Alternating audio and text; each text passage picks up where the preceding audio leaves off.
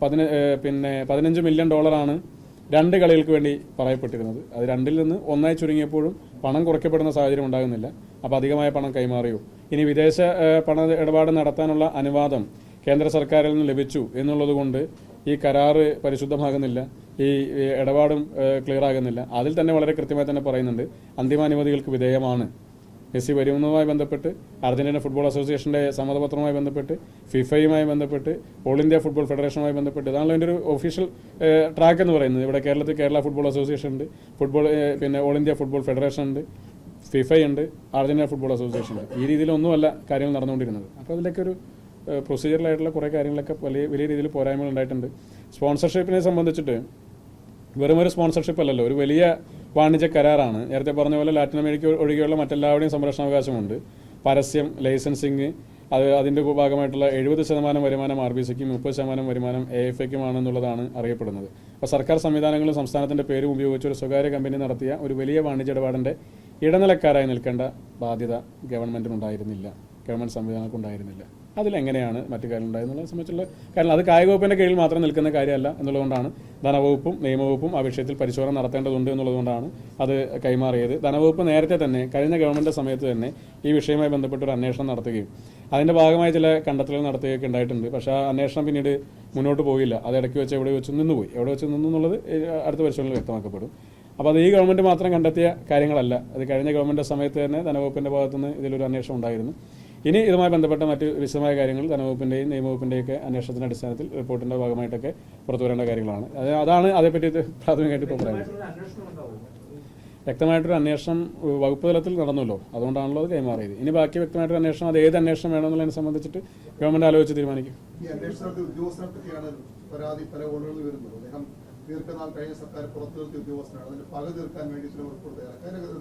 അല്ല, അങ്ങനെയൊന്നും അത് കണക്കാക്കി പോകേണ്ട കാര്യമുണ്ടെന്ന് എനിക്ക് തോന്നുന്നില്ല. അന്വേഷണത്തിൻ്റെ ഭാഗമായി ഫയലുകളാണല്ലോ ഇവിടെ പരിശോധിക്കപ്പെട്ടിട്ടുള്ളത്. അപ്പോൾ ആ ഫയലുകൾ എന്തായാലും അദ്ദേഹം പുറത്തുനിന്ന കാലത്ത് അദ്ദേഹം തയ്യാറാക്കിയ ഫയലല്ലല്ലോ, അത് ഇവരെല്ലാം തയ്യാറാക്കിയ ഫയലുകളല്ലേ. അപ്പോൾ അതിലേക്കൊന്നും പോകേണ്ട കാര്യമില്ല. അങ്ങനെ ആരോടും പക തീർക്കേണ്ട സാഹചര്യം സംസ്ഥാന ഗവൺമെൻറ്റിനെ സംബന്ധിച്ചില്ല. ഈ വിഷയത്തിൽ ഒരു അന്വേഷണം നടത്തിയത് പോലും ആരോടെങ്കിലും പക തീർക്കാൻ വേണ്ടിയിട്ടല്ല. ഒന്ന് മലപ്പുറത്ത് നിന്ന് അടക്കമുള്ള ഒരുപാട് ഫുട്ബോൾ പ്രേമികളുടെ പരാതികളുണ്ടായിരുന്നു. മെസ്സി വരുമെന്ന് പറഞ്ഞിട്ട് അത് ഏത് ഘട്ടത്തിലാണ് നിന്ന് പോയത് എന്നുള്ളതിനെ സംബന്ധിച്ച് പരിശോധിക്കണമെന്ന്. മെസ്സിയെ കൊണ്ടുവരാൻ വീണ്ടും ശ്രമിക്കണമെന്ന് ആവശ്യപ്പെട്ട് ഒരുപാട് കത്തുകൾ നമുക്കുണ്ടായിരുന്നു, ഒരുപാട് അപേക്ഷകൾ, ആവശ്യങ്ങൾ സോഷ്യൽ മീഡിയ മുഖാന്തരം അല്ലാതെയൊക്കെ നമ്മളോടൊക്കെ ആവശ്യപ്പെട്ട ഒരുപാട് ആളുകളുണ്ട്. അപ്പോൾ മെസ്സി വരാനുണ്ടായിരുന്ന സാഹചര്യം വീണ്ടും നിലനിൽക്കുന്നുണ്ടോ എന്നത് പരിശോധിക്കാനുള്ളൊരു സാവകാശം ഉണ്ടാവില്ലേ. അങ്ങനെ പരിശോധിക്കുമ്പോൾ അതിനകത്ത് കണ്ട ചില ധാരണക്കുറവുള്ള ചില കാര്യങ്ങളെ സംബന്ധിച്ച് കൂടുതലായി നടത്തേണ്ടതായി വന്നു. പരിശോധിച്ച് നോക്കിയപ്പോൾ സ്വാഭാവികമായും അതിലെ കാര്യങ്ങൾ ഗവൺമെൻറ് റിപ്പോർട്ട് ചെയ്യപ്പെടേണ്ടതാണെന്ന് തോന്നി. അത് കായിക വകുപ്പ് പൂഴ്ത്തിവെക്കപ്പെടേണ്ട ഫയലാണ് എന്ന് തോന്നിയില്ല. അതുകൊണ്ട് ആ ഫയൽ കൈമാറി. ഇതൊരു 2-3-4 ആഴ്ചയായി നടക്കുന്ന കാര്യങ്ങൾ. അങ്ങനെ ആയിരുന്നെങ്കിൽ നേരത്തെ തന്നെ മാധ്യമങ്ങൾക്കൊക്കെ ഇതിൻ്റെ മറ്റ് വിവരങ്ങളൊക്കെ ലഭ്യമാക്കാമായിരുന്നല്ലോ. ഇവിടെ അന്വേഷണം നടക്കുമ്പോഴും അന്വേഷണ റിപ്പോർട്ട് എൻ്റെ കൈവശം വരുമ്പോഴും ഞാൻ കൈമാറുന്ന ഘട്ടത്തിൽ ഒന്നും തന്നെ ഒരു വിവരം പോലും ആർക്കും പോലും ലഭ്യമായിരുന്നല്ലോ. അപ്പോൾ ആരോടും പകയുടെ പ്രശ്നമൊന്നും ഗവൺമെൻറ്റിനെ സംബന്ധിച്ചില്ല. അപ്പോൾ ഒരു സ്വകാര്യ ചാനൽ പറയുന്ന പോലെ അവരോട് പക തീർക്കാൻ വേണ്ടിയിട്ടൊന്നും ആരും ഇതിൻ്റെ പുറകിൽ ഇറങ്ങി നടക്കുന്നതല്ല. ഇതൊരു ഗവൺമെൻറ് തലത്തിൽ നടത്തപ്പെടുന്ന ചില കാര്യങ്ങളെ സംബന്ധിച്ച് വ്യക്തത കുറവുണ്ടായിരുന്നെങ്കിൽ അത് പരിശോധിക്കൽ തെളിയപ്പെടുമ്പോൾ നമ്മളത് റിപ്പോർട്ട് ചെയ്യണം. കായിക വകുപ്പിൻ്റെ ഉത്തരവാദിത്തമാണ്. അല്ല, നമുക്ക് പരാതികളുണ്ടായിരുന്നു. ആ പരാതികളെ സംബന്ധിച്ചൊരു പരിശോധന നടത്തേണ്ടത് സാഹചര്യം ഉണ്ടായിരുന്നു.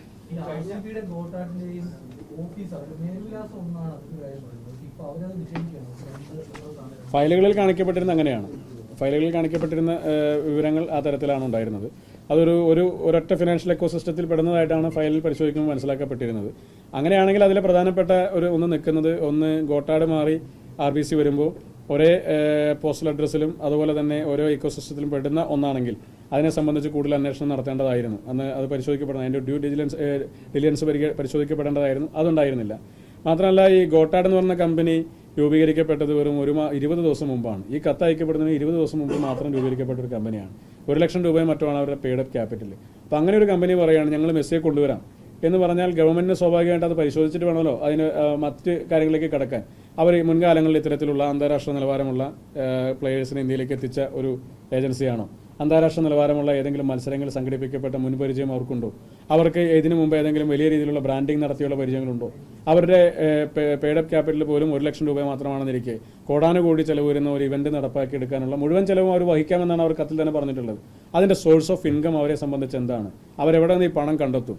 അവരെങ്ങനെ ഈ ഇവന്റ് നടത്തും എന്നതടക്കമുള്ള കാര്യങ്ങളെ സംബന്ധിച്ച് കൃത്യമായ പരിശോധന നടത്തിയതിന് ശേഷം മാത്രം വേണമായിരുന്നു അതുമായി മുന്നോട്ട് പോകാനായിട്ടുണ്ടായിരുന്നു. അപ്പോൾ അത്തരം പരിശോധനകൾ നടത്തിയിട്ടില്ല എന്നുള്ളതുകൊണ്ടാണ് തുടക്കം മുതലേ ഈ ഇതുമായി ബന്ധപ്പെട്ട കാര്യങ്ങളിൽ വലിയ പോരായ്മ ഉണ്ടായിട്ടുള്ളത്. അപ്പോൾ അത് പരിശോധിക്കപ്പെടട്ടെ. പിന്നെ അവരെല്ലാം ഉന്നയിക്കപ്പെടുന്ന പോലെ അവരുടെ കൈകൾ ശുദ്ധമാണെങ്കിൽ പരിശോധന തെളിയുമല്ലോ. അതിലിപ്പോൾ പിന്നെ മറ്റു പ്രയാസങ്ങളുടെ ആവശ്യമില്ല. വകുപ്പിൻ്റെ കയ്യിൽ ശ്രദ്ധയിൽപ്പെട്ട കാര്യങ്ങൾ ഫയലുകളിൽ പലതും മിസ്സിംഗ് ആണ്. ഫയലുകളിൽ പല കാര്യങ്ങളും കാണുന്നില്ല. അതുകൊണ്ട് അത് അന്വേഷിക്കണം എന്നാവശ്യപ്പെട്ട് അന്വേഷിക്കേണ്ടതാണ് എന്നുള്ളത് കൊണ്ട് അത് പിന്നെ മുഖ്യമന്ത്രി കൈമാറി. അത് അവിടെ ഏത് അന്വേഷണം നടത്തണം എന്നുള്ളതിനെ സംബന്ധിച്ച് അത് പഠിച്ചതിന് ശേഷം ഗവൺമെൻറ് ഒരു തീരുമാനം പ്രഖ്യാപിക്കും, അന്വേഷണം പ്രഖ്യാപിക്കും. ആ അന്വേഷണത്തിൻ്റെ ഭാഗമായി ആരും കുറ്റക്കാരില്ലെങ്കിൽ ആരും കുറ്റക്കാരാകുന്നില്ല. അതല്ല ആരെങ്കിലും കുറ്റക്കാരാകുന്നുണ്ടെങ്കിൽ സ്വാഭാവികമായി മറ്റു നടപടി എടുക്കേണ്ടതായിട്ട് വരും. അത്രേ കാര്യത്തിലുള്ളൂ.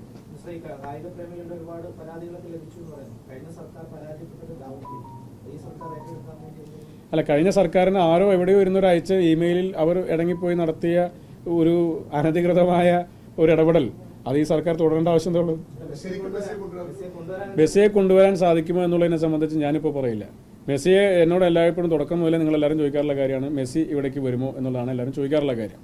ഞാൻ പറയുന്നത് മെസ്സി ഇവിടേക്ക് വരുമോ എന്നുള്ളതല്ല, ഇവിടെ നിന്ന് കുറച്ച് മെസ്സിമാരുണ്ടാവുക എന്നുള്ളതാണ് ഞങ്ങളുടെ ഏറ്റവും പ്രധാനപ്പെട്ട ദൗത്യം. അപ്പോൾ ആ പണി പൂർത്തീകരിക്കുക എന്നുള്ളതാണ് നമ്മുടെ ഏറ്റവും പ്രധാനപ്പെട്ട കാര്യം. നമ്മുടെ നാട്ടിലെ ഗ്രൗണ്ടുകളിൽ കളിക്കുന്ന കുട്ടികളിൽ ഒരുപാട് മെസ്സിമാരുണ്ട്, ഒരുപാട് നെയ്മർമാരുണ്ട്, ഒരുപാട് പിന്നെ മറ്റു പ്രമുഖ ഫുട്ബോൾ കളിക്കാരെ പോലെ തന്നെ പ്രഗത്ഭരാകാൻ സാധിക്കുന്ന ചെറുപ്പക്കാരുണ്ട്. അവരൊക്കെ ലിഫ്റ്റ് കൊണ്ടുവരാനുള്ള പണികൾ നോക്കാം നമുക്ക്. അതാണ് ഞങ്ങൾ ഇന്നിപ്പോൾ ഈ കായിക മേഖലയെ മൊത്തത്തിൽ പ്രോത്സാഹിപ്പിക്കാൻ വേണ്ടിയിട്ടാണ് കഴിഞ്ഞ ഗവൺമെന്റിന്റെ കാലത്തുള്ളതിനേക്കാൾ ഇരട്ടി തുക പാരിതോഷികമായി പ്രഖ്യാപിച്ചത്. അവരുടെ പ്രൈഡ് ലിഫ്റ്റ് ചെയ്യുന്നതിന് വേണ്ടിയിട്ടാണ്. അവരാരും മറ്റ് സംസ്ഥാനങ്ങളിലെ പിന്നെ മത്സരാർത്ഥികൾക്ക് ലഭിക്കുന്ന ആനുകൂല്യങ്ങൾ കണ്ട് ഞങ്ങളുടെ സംസ്ഥാനം ഞങ്ങളെ അവഗണിച്ചു എന്ന ചിന്ത അവർക്കുണ്ടാകാൻ വേണ്ടി പാടില്ല. അവരെ ഏറ്റവും അഭിമാനത്തോടു കൂടി ചേർത്ത് നിർത്താൻ തീരുമാനമെടുത്തു. മെസ്സി കളിക്കുന്നത് 16 വയസ്സിൽ മെസ്സി ഇന്റർനാഷണൽ കളിക്കുമ്പോൾ ഇവിടുത്തെ കായിക താരമായ ഞാൻ കണ്ടു കണ്ടെത്തുന്നത്.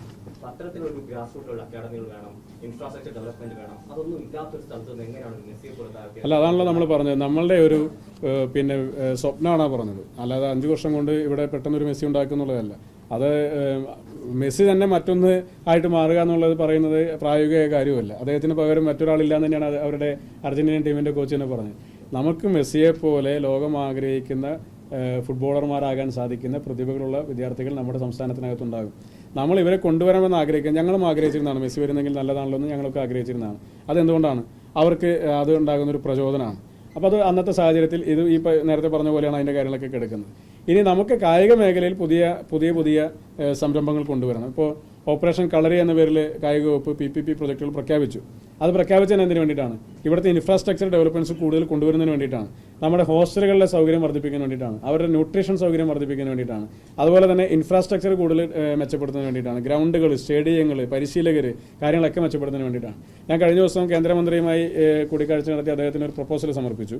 അതിലേറ്റവും പ്രധാനമായി നമ്മൾ ആവശ്യപ്പെട്ട കാര്യങ്ങളിലൊന്ന് അന്താരാഷ്ട്ര നിലവാരമുള്ള ഒരു ദേശീയ കോച്ചിങ് അക്കാഡമി, കോച്ചുമാർക്ക് പരിശീലനം കൊടുക്കുന്ന ഒരു അക്കാഡമി കേരളത്തിൽ തുടരാൻ ഞങ്ങൾ ആഗ്രഹിക്കുന്നു. അതിനുള്ള പ്രപ്പോസൽ കൂടിയാണ് നൽകിയത്.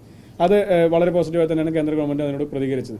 കാരണം ഇനി താരത്തെ മാത്രം കണ്ടതുകൊണ്ടാകില്ല, അവരെ പരിശീലിപ്പിക്കുന്ന ആളുകളെ കൂടി നമുക്ക് കാണാതെ പോകാൻ വേണ്ടി സാധിക്കില്ല. അവർക്ക് വേണ്ടുന്ന മറ്റ് സൗകര്യങ്ങൾ കൂടി ഒരുക്കി കൊടുക്കണം. അപ്പോൾ അതിന് ഗവൺമെൻറ്റിനെ കൊണ്ട് മാത്രം ഈ നിക്ഷേപം ഇതിനു വേണ്ടി ഇൻവെസ്റ്റ് ചെയ്യാൻ വേണ്ടി സാധിക്കില്ല. സ്വകാര്യ നിക്ഷേപം കൂടി കടന്നു വന്നാൽ മാത്രമാണ് നമുക്ക് ഇത്തരത്തിലുള്ള സൗകര്യങ്ങൾ ഒരുക്കിയെടുക്കാൻ വേണ്ടി കഴിയുക. അപ്പോൾ അതുകൊണ്ട് സ്വകാര്യ ഇൻവെസ്റ്റ്മെൻറ്റ് കൂടി കൊണ്ടുവരാൻ കഴിയുന്ന തരത്തിലേക്ക് കാര്യങ്ങളെ നമ്മൾ മാറ്റിയെടുത്തുകൊണ്ടിരിക്കുകയാണ്. അധികം വൈകാതെ തന്നെ അതുമായി ബന്ധപ്പെട്ട കൂടുതൽ പ്രഖ്യാപനം നടത്താം. ഈ സ്പോർട്സിൽ കുറേയേറെ മാറ്റങ്ങൾ വരുത്താനുണ്ട്. സ്പോർട്സ് കൗൺസിലുമായി ബന്ധപ്പെട്ട കാര്യങ്ങളാണെങ്കിലും കായിക വകുപ്പുമായി ബന്ധപ്പെട്ട് മൊത്തത്തിൽ ഒരു ചേഞ്ച് വരാനുണ്ട്. ആ ചേഞ്ച് വരുത്താനുള്ള എല്ലാ നടപടിക്രമങ്ങളും ഗവൺമെൻറ് എടുത്തുകൊണ്ടിരിക്കുക. ഞാൻ ഒറ്റ വരിയിൽ പറഞ്ഞ് അവസാനിപ്പിക്കുക. ബാക്കി ഞാൻ പത്രസമ്മേളനം നടത്തിയ ബാക്കി വിശദമായിട്ട്. അങ്ങനെയല്ല, കേരളത്തിലെ സ്പോർട്സ് കൗൺസിലിൻ്റെയും അസോസിയേഷനുകളുടെയും ഏറ്റവും പ്രധാനപ്പെട്ട ഒരു പ്രശ്നമെന്ന് പറയുന്നത് പലപ്പോഴും ഇത് അത്ലറ്റ് സെൻട്രിക് അല്ല. ഇതിൻ്റെ പലപ്പോഴും പ്രാധാന്യം കൊടുക്കപ്പെടുന്നത് സ്പോർട്സ് കൗൺസിലിൻ്റെ റൈറ്റ്സ്, സ്പോർട്സ് കൗൺസിലിൻ്റെ ഇമ്പോർട്ടൻസ്, അവരുടെ അധികാരങ്ങൾ, പിന്നെ അസോസിയേഷനുകളുടെ അധികാരങ്ങൾ, അസോസിയേഷനുകൾ പിരിച്ചുവിടപ്പെടാനുള്ള അധികാരങ്ങൾ, നിയമിക്കാനുള്ള അധികാരങ്ങൾ, ഇങ്ങനെയൊക്കെ തുടങ്ങിയിട്ടാണ്. പലപ്പോഴും കായിക താരങ്ങളെ മറന്നു പോകുന്നു എന്നുള്ളതാണ് ഏറ്റവും പ്രധാനപ്പെട്ട പ്രശ്നം. അസോസിയേഷനുകളാണെങ്കിൽ അവർ തമ്മിലുള്ള ഈഗോയുടെ പേരിൽ അവർ തമ്മിലുള്ള യുദ്ധം കോടതിയിലേക്ക് കൂടി നീണ്ടു പോകുമ്പോൾ ഹൈക്കോടതി കയറി സുപ്രീം കോടതി കയറി വർഷങ്ങൾ നീണ്ടു നിൽക്കുന്ന കേസുകൾ. ഇതിൻ്റെയൊക്കെ പുറകിൽ നഷ്ടപ്പെടുന്നത് കേരളത്തിലെ കായിക താരങ്ങളുടെ അവസരങ്ങളും അവരുടെ ജീവിതമാണ്. ഇതൊരു പീക്ക് ടൈമിലാണ്, വളരെ പ്രധാനപ്പെട്ട ഒരു സമയം. ഒരു ചെറിയ പ്രായത്തിലാണ് കായിക താരങ്ങളെ സംബന്ധിച്ച് ഏറ്റവും പീക്ക് പെർഫോമൻസ് ഉണ്ടാവുക. ആ പീക്ക് പെർഫോമൻസിൻ്റെ സമയം അവർക്കൂടെ നഷ്ടപ്പെട്ടുകൊണ്ടിരിക്കുകയാണ് ഈ അസോസിയേഷനുകളിൽ അവരുടേതല്ലാത്ത കാരണങ്ങൾ കൊണ്ട്. അപ്പോൾ അത്ലറ്റ് സെൻ്ററായ ഒരു പൊളിച്ചെടുത്ത് കേരളത്തിലെ കായിക മേഖലയിൽ ആവശ്യമാണ് എന്നുള്ളതാണ് ഞങ്ങളുടെ ഒരു നിഗമനം. അപ്പോൾ അതിനടിസ്ഥാനത്തിൽ ചില കാര്യങ്ങൾ ആലോചിക്കുന്നുണ്ട്. അതൊരു ഫൈനലായതിനു ശേഷം ഞാൻ അറിയിക്കാം. കാരണം ഈ ബ്ലാസ്റ്റേഴ്സ് പോലുള്ള ഒരു ക്രിക്കറ്റ് കളിക്കാൻ അല്ലെങ്കിൽ ഫുട്ബോൾ ടീം വരുമ്പോൾ അവർക്ക് വേണ്ട സഹായം സർക്കാർ ചെയ്യുന്നില്ല. ക്രിക്കറ്റ് കളിക്കാൻ BCCIയുടെ മെയിൻ താരങ്ങൾ വരുമ്പോൾ അവർക്ക് വേണ്ട സഹായങ്ങൾ ചെയ്യുന്നില്ല. അപ്പോൾ അത്തരത്തിൽ ആറ്റിറ്റ്യൂഡ് ചേഞ്ച് ആണല്ലോ നമ്മളിപ്പോൾ പറഞ്ഞത്. കായിക താരങ്ങളും കായിക മത്സര ഇനങ്ങളും സെൻട്രിക് ആകുന്ന രീതിയിലേക്ക് കാര്യങ്ങൾ മൊത്തത്തിൽ മറിയണം, മൊത്തത്തിൽ മാറ്റിയെടുക്കണം. അതൊരു വലിയ ഉത്തരവാദിത്തമാണ്. ആ ഉത്തരവാദിത്തം കൂടി ഞങ്ങൾ പിന്നെ അധികം വൈകാതെ തന്നെ നിറവേറ്റും. ഓക്കെ. ആരോപണങ്ങളൊന്നും അവസാനിക്കുന്നില്ല. ഇപ്പോൾ ഈ പുരാരേഖ വകുപ്പിലെ ഒരു അസിസ്റ്റന്റ് കൺസർവേഷൻ ഓഫീസർ ഒരു താൽക്കാലിക തസ്തികയാണ്. അവിടേക്ക് ഒരു സ്ഥിര നിയമനത്തിന് വേണ്ടിയിട്ട് PSC ഒരു പരീക്ഷ നടത്തിയെന്ന് പറയുമ്പോൾ ഒരു അടിപൊളിയാണ്. PSC കേരളത്തിലെ PSC ചെയ്തുകൊണ്ടിരിക്കുന്നത് മൊത്തത്തിൽ നല്ലതാണെന്നുള്ള അഭിപ്രായം അങ്ങേക്കുണ്ട്. കഴിഞ്ഞ ഗവൺമെൻറ് സമയത്ത് ഞങ്ങൾ പറഞ്ഞുകൊണ്ടിരുന്നത് ആ ഗവൺമെൻറ് നിയമിച്ച ചെയർമാനും ആ ഗവൺമെൻറ് നിയമിച്ച അംഗങ്ങളാണ് ഇപ്പോഴും അവിടെ ഇരുന്ന് കാര്യങ്ങൾ നിശ്ചയിച്ചുകൊണ്ടിരിക്കുന്നത്. ഇപ്പോൾ തന്നെ PRDയുമായി ബന്ധപ്പെട്ട് നിങ്ങൾ മാധ്യമപ്രവർത്തകർക്ക് തന്നെ ഏറ്റവും വ്യക്തമായിട്ട് അറിയാലോ, PRDയുമായി ബന്ധപ്പെട്ട് എങ്ങനെയാണ് പിന്നെ പ്രിസം ജീവനക്കാരെ എവിടെ വരെ പരിഗണിക്കാൻ സാധിക്കും എന്നുള്ള കാര്യങ്ങളെ സംബന്ധിച്ച് നിങ്ങൾക്ക് വളരെ വ്യക്തതയുള്ളതല്ലേ. ഗവൺമെൻറ്റിൻ്റെ സമയത്തുണ്ടായ ഭാഗത്തുണ്ടായ സമീപനം എങ്ങനെയാണ് PSC തന്നെ നിർദ്ദേശിച്ചു എന്നടക്കമുള്ള നോട്ടുകളൊക്കെയാണ് പുറത്തു വന്നതൊക്കെ. മാത്രമല്ല അതുപോലെ തന്നെ പിന്നെ ഒരു വളരെ ഉയർന്ന തസ്തികയിലേക്ക് നടന്ന ഒരു പരീക്ഷയിലാണ് 1,25,000 രൂപ ശമ്പളമുള്ള തസ്തികയിലേക്ക് നടന്ന പരീക്ഷയിലാണ് 10 ചോദ്യങ്ങൾ പരിശോധിക്കപ്പെടാതെ പോയത്. ആ 10 ചോദ്യങ്ങൾ കൂടി പരിശോധിക്കപ്പെട്ടിരുന്നെങ്കിൽ ആ റാങ്ക് ലിസ്റ്റിൽ എത്ര മാറ്റം ഉണ്ടാകും എന്നുള്ള കാര്യം നമുക്ക് എല്ലാവർക്കും അറിയാലോ. വലിയ മാറ്റം വരുമായിരുന്നല്ലോ റാങ്ക് ലിസ്റ്റിൽ. അപ്പോൾ ഇതൊക്കെ PSCയുടെ കഴിഞ്ഞ കാലഘട്ടങ്ങളിലെ ഇടപെടലൊക്കെ വളരെ ദുരൂഹമാണ്. PSCയെ സംബന്ധിച്ച് വളരെ കണിശമായ അന്വേഷണം നടത്തണം എന്നുള്ളതാണ് സർക്കാരിൻ്റെ നിലപാട്. അതുകൊണ്ടാണ് സ്പെഷ്യൽ ഇൻവെസ്റ്റിഗേഷൻ ടീമിൻ്റെ അന്വേഷണം സർക്കാർ പ്രഖ്യാപിച്ചുകൊണ്ട് മുന്നോട്ട് പോകുന്നത്. ഞങ്ങളിപ്പോൾ ഭരണത്തിൻ്റെ ഭാഗമായിട്ടാണെങ്കിൽ കൂടി എത്ര സമരം ഇപ്പോൾ തന്നെ PSC ഓഫീസിന് മുമ്പിൽ യൂത്ത് കോൺഗ്രസിൻ്റെ ഭാഗത്ത് നടന്നു. ഇപ്പോൾ കഴിഞ്ഞ ദിവസം PSCയുടെ മത്സരാർത്ഥികളുടെ സമരപ്പന്തലിൽ പോയി DYFIയുടെ നേതാക്കന്മാരെ പ്രസംഗിക്കുന്ന കാഴ്ച ഞങ്ങൾ കണ്ടു. ആ ഉദ്യോഗാർത്ഥികളുമായും ഗവൺമെൻറ് കഴിഞ്ഞ ദിവസം ചർച്ച നടത്തി. അവരുടെ ആവശ്യങ്ങൾ പരിഗണിക്കാൻ കഴിയുന്ന കാര്യങ്ങളെ സംബന്ധിച്ച് 45 ദിവസത്തെ സമയത്തിനുള്ളിൽ വളരെ കൃത്യമായ മറുപടി കൊടുക്കാമെന്ന് അവർ വിളിച്ചു വരുത്തി ചർച്ച നടത്തി. കഴിഞ്ഞ ഗവൺമെൻറ് കാലഘട്ടത്തിൽ ഈ സമരം നടത്തി ആരെങ്കിലും വിളിച്ച് ചർച്ച നടന്ന് നമ്മൾ കണ്ടിട്ടുണ്ടോ? ഒരു ചർച്ചയ്ക്കെങ്കിലും വിളിക്കുമായിരുന്നു. PSCക്കാരെ അല്ലെങ്കിൽ ആശാ വർക്കർമാരെ മറ്റുള്ള ആളുകളെ സമരം നടത്തിയ ഒരു ചർച്ചയ്ക്ക് പോലും വിളിക്കാറുണ്ടായിരുന്നില്ല. ഗവൺമെൻറ് വളരെ പോസിറ്റീവായി PSC ഉദ്യോഗാർത്ഥികളുടെ കാര്യങ്ങളെ സംബന്ധിച്ച് പരിശോധിച്ചുകൊണ്ടിരിക്കുകയാണ്. അവർക്ക് എത്രത്തോളം ആനുകൂല്യം കൊടുക്കാൻ സാധിക്കും, അല്ലെങ്കിൽ അനുഭാവപൂർവ്വം അവരുടെ കാര്യങ്ങൾ പരിശോധിക്കാൻ സാധിക്കുമെന്നുള്ളതിനെ സംബന്ധിച്ച് പരിശോധിക്കുകയാണ്. കഴിഞ്ഞ ഗവൺമെൻറ് കാലഘട്ടത്തിൽ PSCയിൽ നടന്ന തട്ടിപ്പിനെയും വെട്ടിപ്പിനെയും സംബന്ധിച്ച് ഒരു വാക്ക് പോലും മിണ്ടാനുള്ള ആർജവം കാണിക്കാതെയാണ് DYFIയുടെ അഖിലേന്ത്യാ നേതാവും സംസ്ഥാന നേതാവും സമരപ്പന്തലിൽ പോയിരുന്നിട്ട് ഗവൺമെൻറ് വെല്ലുവിളിക്കുന്നത്, ഗവൺമെൻറ്റിനെതിരെ പറയുന്നത്. അവരുടെ കാലത്ത് ഈ റാങ്ക് ലിസ്റ്റ് 1.5 കൊല്ലം കൂടിയാണ് ബാക്കിയുള്ളത്. അതിന് മുമ്പുള്ള സമയം ഈ ഗവൺമെൻറ് ഉണ്ടായിരുന്നത്.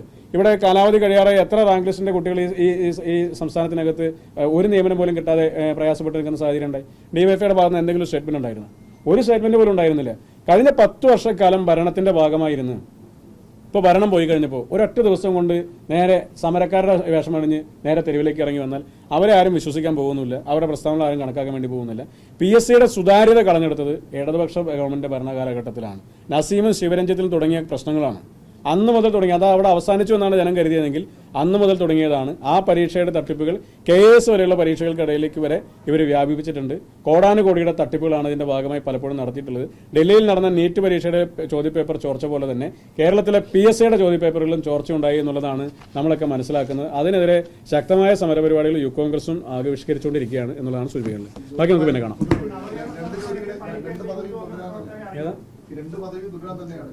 അത് പാർട്ടി തീരുമാനിക്കും. പാർട്ടി നിമിഷം തീരുമാനിക്കുന്ന ആ സമയത്ത് തന്നെ